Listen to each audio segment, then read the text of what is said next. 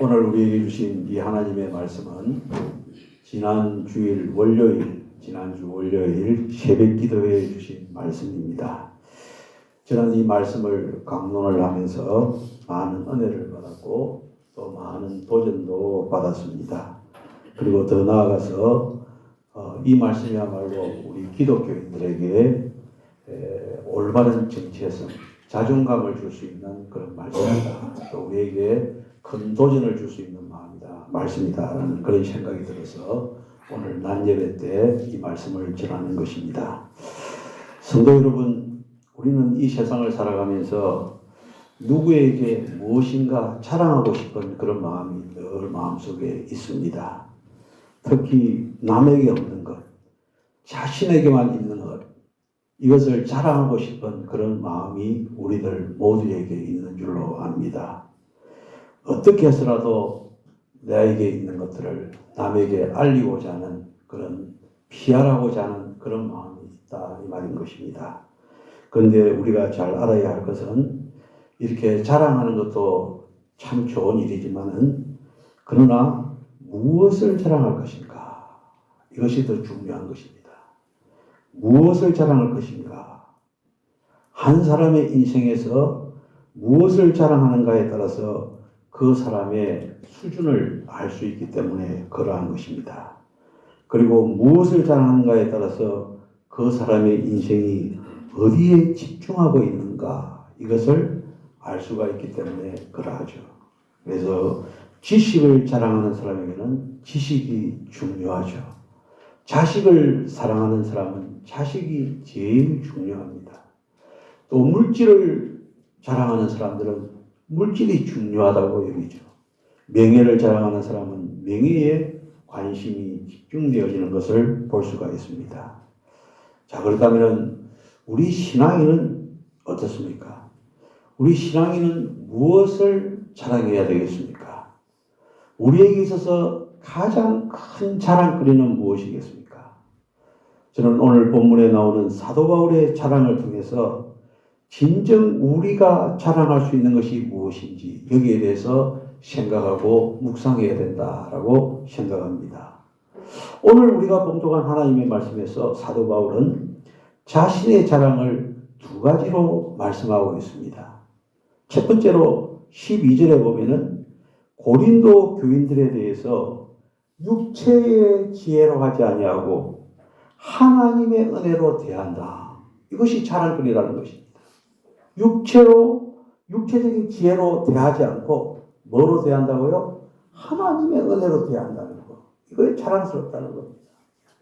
두 번째 자랑은 무엇이냐면 고린도 14절에 나오는데 고린도 교인들을 사도 바울은 부분적으로 알지만은 저들이 주 예수 그리스도의 날에 그리스도인의 자랑이 될 것이다. 하는 이 부분에 대해서 자랑한다라고 말씀하고 있습니다. 따라서 이 시간에는 이 두 가지를 중점으로 말씀을 강론하도록 하겠습니다. 첫 번째로 12절에서 고린도 교인들에 대해서 육체의 지혜로 하지 않냐고 하나님의 은혜로 내가 대했다. 라는 것이 자랑스럽다는 것입니다. 이 말이 도대체 무슨 말입니까? 당시 사도 바울의 경우는 육체의 지혜로는 자랑할 것이 너무나도 많았습니다. 빌립보서 3장 5절로부터 6절 말씀에 보면은 사도 바울은 인간적으로 너무나도 많은 자랑거리를 가지고 있었습니다. 당시 최고의 학자인 가말리알의 문화생으로 최고의 학문을 공부한 사람인 것입니다. 난지 8일 만에 할례를 받은 것, 이것도 자랑스러운 일입니다. 이스라엘의 민족이요, 또 이스라엘 민족 중에서도 가장 뛰어난 지파인 베냐민 지파 출신인 것도 자랑스러운 일이었습니다. 그래서 자기 자신을 두고 히브리인 중에 히브리인이다 라고 했습니다.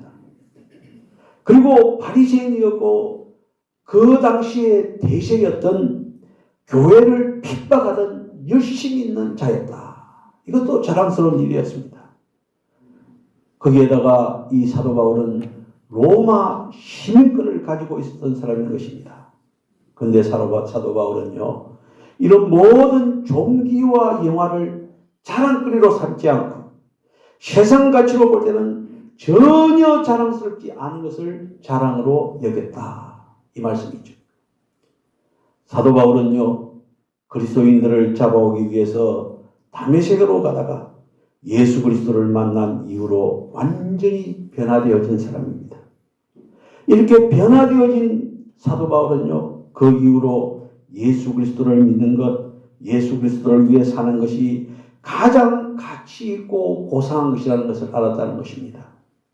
그리고 오직 사도 바울은 예수 그리스도의 십자가 복음만을 자랑하겠다라고 말하면서 다녔던 분이 바로 사도 바울입니다. 그래서 갈라디아서 6장 14절에 보면은 내게는 우리 주 예수 그리스도의 십자가 외에는 결코 자랑할 것이 없나니, 무엇을 자랑했다고요? 예수 그리스도의 십자가 외에는 결코 자랑할 것이 없으니 그리스도로 말미암아 세상이 나를 대하여 십자가에 못 박히고 내가 또한 세상에 대하여 그러하니라, 이렇게 말씀을 하고 있습니다. 따라서 이런 자기의 자랑이 있기 때문에 그 당시 고린도 교인들에 대해서 육체의 지혜로 저들을 대하는 것이 아니라 뭐라고요? 하나님의 은혜로 대하는 것, 이것이 나의 자랑거리다 라고 말씀하고 있습니다. 옳습니다. 하나님으로부터 복을 받은 사람들의 공통점은 그들의 자랑이 오직 하나님께서 자신에게 주신 그 은혜를 자랑하는 것입니다. 시편 20편 7절에 보면 다윗은 말하기를 사람들은 병거나 혹은 말을 의지하나 우리는 여호와 우리 하나님의 이름을 자랑합니다 라고 말씀했어요. 무엇을요? 하나님의 이름을 자랑한다는 것입니다. 시편 44편 8절에 보면 우리가 종일 하나님을 자랑하였나이다. 우리가 하나님의 이름을 영영히 감사하리이다.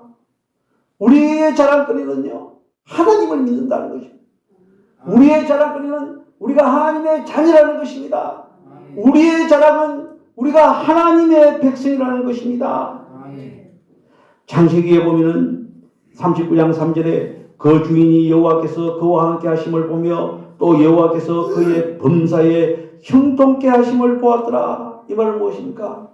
요셉이 하는 한 가지 하나님의 사람, 하나님의 백성 요셉이 하는 일들을 세상 사람들이 보고 뭐라고요?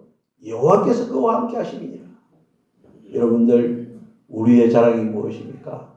우리가 세상에 날아가서 살 때 우리가 하는 행하는 모든 것을 보고 세상 사람들이 뭐라고 해야 됩니까? 저 사람은 하나님이 함께하는 사람이야. 할렐루야. 아멘. 이것이 바로 우리의 자랑이 되어야 된다는 것입니다.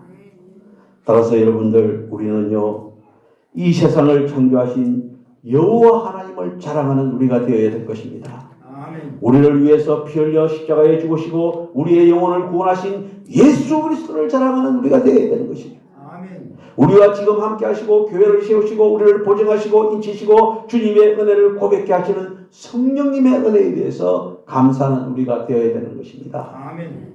그런데 세상 사람들은 그렇지 않습니다. 자기가 가지고 있는 것을 가지고 자랑하는 그런 모습들을 볼 수가 있습니다. 2001년 9월 11일 날, 지금도 저는 머릿속에 생생하게 텔레비전 화면에서 나오는데 저기 진짠가 하는 생각이 드는 그런 큰 사건이 일어났습니다. 그 뭐냐면 미국 뉴욕에 있는 세계 무역센터 쌍둥이 빌딩이 테러리스트에 의해서 파괴되어진 것입니다. 텔레비전 보고 있는데 비행기가 쭉 날아가가지고 그냥 그 쌍둥이 빌딩에 한 대씩 박히는 겁니다. 저는 저기 진짠가 싶은 그런 생각이 들었습니다. 여러분들, 세계무역센터 쌍둥이 빌딩은요, 어떻게 해서 세워졌느냐 하면은 1950년대에 유대인들이 당시 뉴욕에서 가장 높은 엠파이어 스테이트 빌딩을 매입하려고 했는데 그 소유자가 사려고 하는 사람들이 유대인이기 때문에 그 빌딩을 매각할 수 없다고 했습니다. 그래서 그 유대인들이 화가 났습니다. 그래서 유대인 상공조합이 협력해서 뉴욕에서 가장 높은 빌딩을 새로 짓기로 결정했습니다. 자신들의 부를 보여주기 위해서 한 채가 아닌 두 채를 지었습니다. 그게 바로 세계무역센터입니다.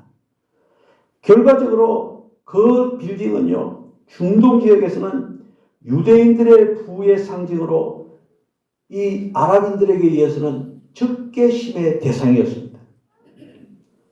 사실 그 빌딩이 세워진 목적을 보면은 유대인들이 저들의 부를 자랑하기 위해서 그 건물을 지었던 것입니다. 그런데 어떻습니까? 그 빌딩이 허무하게 무너졌습니다. 수천 명의 사람이 한순간에 죽어버렸던 경우가 있습니다. 육체의 지혜를 자랑하다가 망한 대표적인 경우가 아니겠습니까? 저는 이번에 서울에 이제 우리 총회신학대학원 학생들에게 밀감을 갖다 주러 갔지 않습니까? 그 간 김에 저랑 같이 동행했던 세 분의 젊은 목사님들이 꼭 가고 싶은 데가 있다 해서 있었다고 하는데 그게 바로 강령교회입니다. 강령교회인데 빛광자, 소금염자 해서 광령교회가 되어지는 것입니다. 저도 가보고 싶었는데 젊은 목사님들이 꼭 가보고 싶다는 거예요. 도대체 어떤 교회이길래 1년에 예산이 160억인데 좀 되는데 매주일 들어오는 헌금에서 100만 원만 남겨두고 나머지는 전부 다 바깥에 다 이렇게 봉사 구제하는 데 쓰는 그런 교회인 것입니다. 160억이요. 그래서 저도 그렇고 젊은 목사님 거기에 가보고 싶은 거예요. 그래서 용인에서 말이죠. 총회신학대학원에서 한 40분이면 갈 것 같다가 서울에 차가 왜 이렇게 많이 밀리는지 3시간에 걸쳐서 거기에 갔습니다. 가니까 예배당 건물도 아니었어요. 그냥 큰 빌딩에 2층, 3층을 사가지고 거기서 예배를 드리고 있는데 이 예배당 하면은 우리 교회처럼 이렇게 아름다워야 되는데 전혀 그렇지 않았습니다.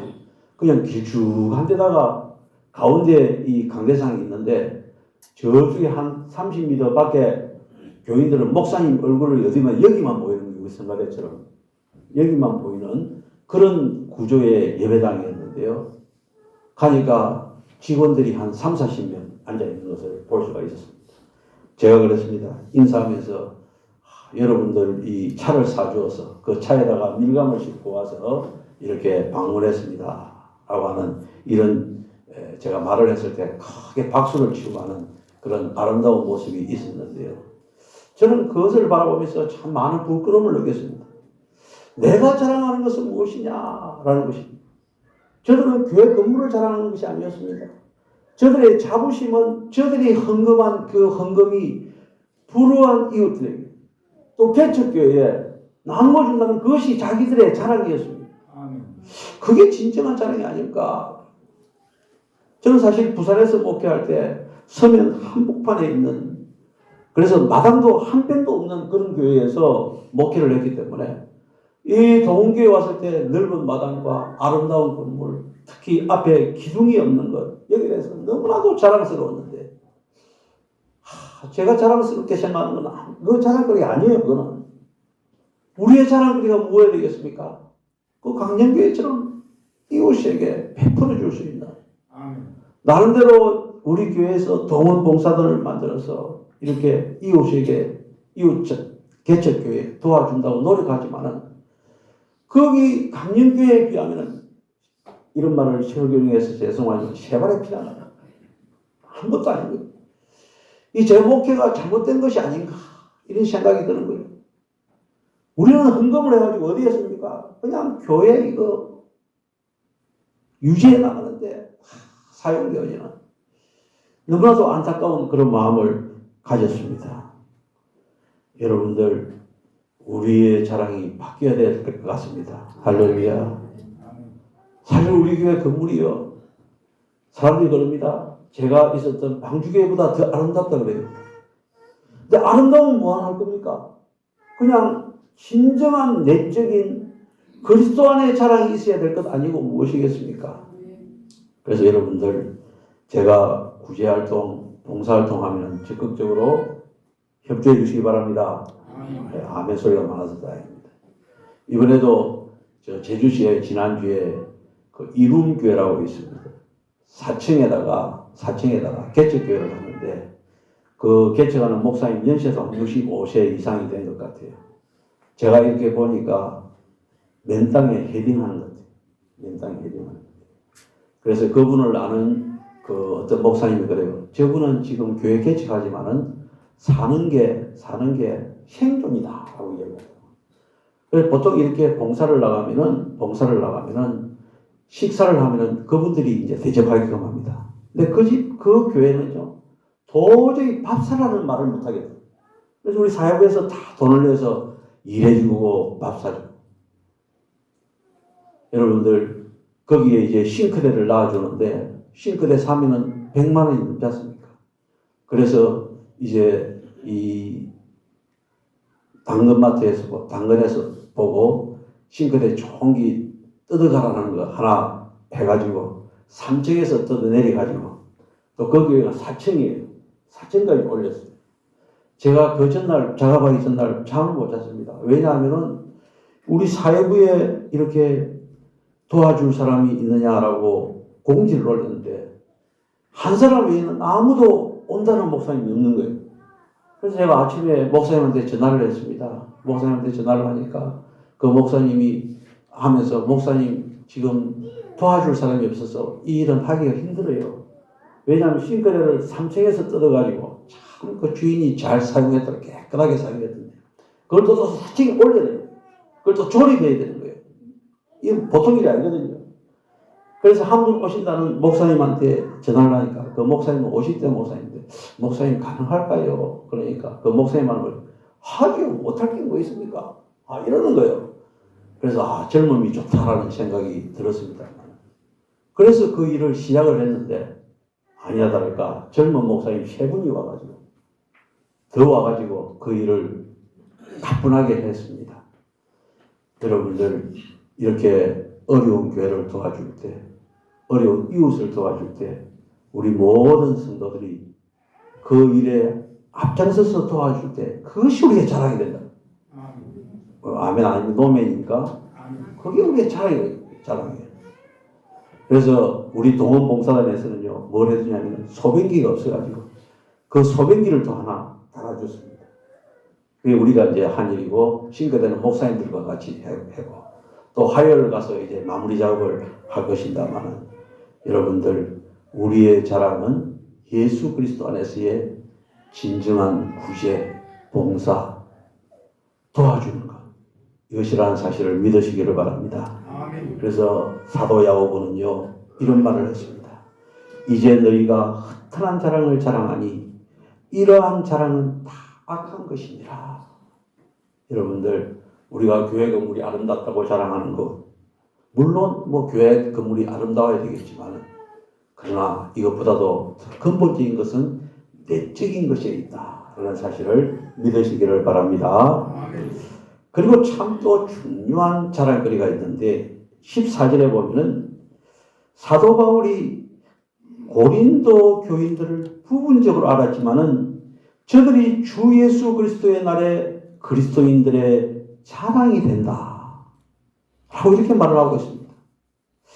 사실 우리가 사도 바울이 부분적으로 한 고린도 교인들은 어떤 상태였습니까?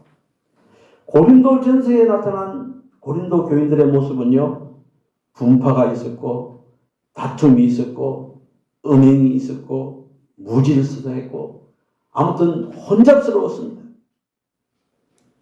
그것을 바로잡기 위해서 바울은 고린도 교회에 편지를 썼던 것입니다. 바울의 눈물 흘린 편지를 받은 고린도 성도들은 회개하고 물론 돌이켰지만은 그리고 악행을 하는 자들을 교회에서 축출했지만은 이 고린도 교인들을 아름다운 교인이다, 모범적인 교인이다 라고는 말할 수 없는 거예요. 이것이 바로 사도 바울이 알고 있는 부분적으로 알고 있는 고린도 교회의 교인들의 모습이었습니다. 그러나 사도 바울은요 그 고린도 교회 교인들의 내면을 본 것입니다. 그리고 저들의 미래를 보았던 것입니다. 바울은요 하나님께서는 끝내 성도들을 견인해 줄 것을 이끌어 주신다는 사실을 믿었던 것입니다. 아멘. 그 고린도 교인들이 비록 형편없는 모습으로 서 있지만은 점점 신실해져서 주 예수의 그날 재림의 날에 저들은 모든 그리스도인들의 무엇이 될 것이라고요? 자랑거리가 될 것이다. 할렐루야. 아멘. 사랑하는 성도 여러분, 하나님께서는 우리 성도들을 포기하지 않습니다. 아멘. 끝까지 이끌어 주십니다. 아멘. 주님 오실 날에 끝내 하나님 나라에 들어가게 하실 것입니다. 아멘. 그것을 믿는다면 우리가 현재 내 옆에 있는 함께하는 우리 형제자매들을 포기할 수 없는 것입니다. 아멘. 무슨 자격으로 우리가 포기합니까? 하나님이 포기하지 않은 그 사람을 누가 포기하겠습니까? 아멘. 지금은 비록 한심해 보이고 제약투성이고 실망투성이라 할지라도 결국은 변화되어 나갈 것을 믿고 기다리는 것이 하나님의 마음이요 또 우리의 마음이어야 된다는 것입니다. 아멘. 따라서 우리는요 오직 사랑으로 허다한 죄와 허물을 덮어줘야 됩니다. 아멘. 그리고 손잡아주고 기다려 주어야 되는 것입니다. 아멘. 이 사실에 대해서 확실하게 밝히는 것이 고린도전서 13장에 나오고 있는데 13장 12절에 보면 우리가 지금은 거울로 보는 것 같이 희미하나 그때에는 얼굴과 얼굴을 대하여 볼 것이요 지금은 내가 부분적으로 아나 그때에는 주께서 나를 아신 것 같이 내가 온전히 알리라 이렇게 말씀하고 있습니다. 여러분들 주의 날에 우리가 우리를 볼 때는 지금의 우리의 모습이 아니라 어떤 모습이라고요? 완전히 변화되어지. 할렐루야. 그런 모습으로 보여질 거다 이 말이죠. 그래서 사도 바울이 주의 날에 고린도 교인들을 바라보면서 그게 자랑거리다. 그 나도 너희들의 자랑거리가 된다라고 말씀하고 있는 것입니다. 저는 요즘 고린도 후서를 강의하면서 새벽기도에 제가 은혜를 참 많이 받습니다. 여러분들 고린도 전서와 후서의 차이점에 대해서 알고 있습니까? 새벽기도에 나와야지 알 수 있는데 고린도 전서라고 하는 것은요. 고린도 전서라고 하는 것은 같은 고린도 교회에 같은 대상에게 같은 사람이 쓴 편지지만은 그 내용과 분위기가 많이 다릅니다. 고린도 후서에서는 바울 자신의 개인에 대해서 그리고 감정에 대해서 잘 표현하고 있습니다. 그래서 자랑과 약함, 환난과 위로, 감사와 노여움, 엄격과 부드러움 이런 것들이 고린도 후서에 잘 나타나 있습니다. 그러나 고린도 전서는요 아주 조직적입니다. 할 말만 딱딱하고 많은 그런 것입니다. 그리고 고린도 후서는 가장 비조직적인 것입니다. 그래서 이것을 비유로 한다면은 고린도 전서는 잘 정돈된 정원이다 라고 보면 되는데 고린도 후서는 숲이 무성하여서 길이 나 있지 않는 숲과 같은 것이 고린도 후서라는 것입니다. 저는 아침에 새벽에 말씀을 묵상하면서 이미 고린도 전서는 다 이제 되었습니다. 고린도 후서에 들어가니까 매 시간마다 그 자연스러움 속에서 풍겨져 나오는 사도 바울의 마음을 읽었을 때 저 자신이 공감하게 되어지고 이해가 되어지고 바로 사도 바울의 그 자리에 내가 있다는 그런 생각이 많이 들더라 이 말인 것이죠. 그래서 오늘도 이렇게 고린도후서 1장 12절로부터 14절을 통해서 사도 바울의 자랑이 진정 무엇인가 여기에 대해서 깊은 도전이 되어지고 이게 바로 우리 그리스도인의 자존감이 되어야 되겠다라는 그런 생각이 강하게 들었던 것입니다. 오늘 새벽기도에도 고린도후서를 이제 2장 1절로부터 4절까지 말씀을 묵상했는데 4절에 보면은 이런 말씀이 있습니다. 내가 마음이 몹시 괴롭고 아파서 많은 눈물을 너희에게 썼나니 이것은 너희가 근심하게 하려 하는 것이 아니요 내가 너희에게 더욱 넘치게 베푸는 사랑을 너희가 알게 하려 함이니라. 이 말씀이었습니다. 내가 마음이 몹시 괴롭고 아파서 많은 눈물로 너희에게 쓴다니 고린도 교인들을 향해서 눈물을 많이 흘렸다는 것입니다. 근데 그것은 저들로 하여금 근심하게 하게 하는 것이 아니라 무엇이라고요? 더욱더 넘치는 베푸는 사랑이 저들이 알게 하기 위해서 그렇게 했다는 것입니다. 그래서 오늘 귀한 생일인데 우리가 사도 바울의 마음을 우리가 알아야 될 것입니다.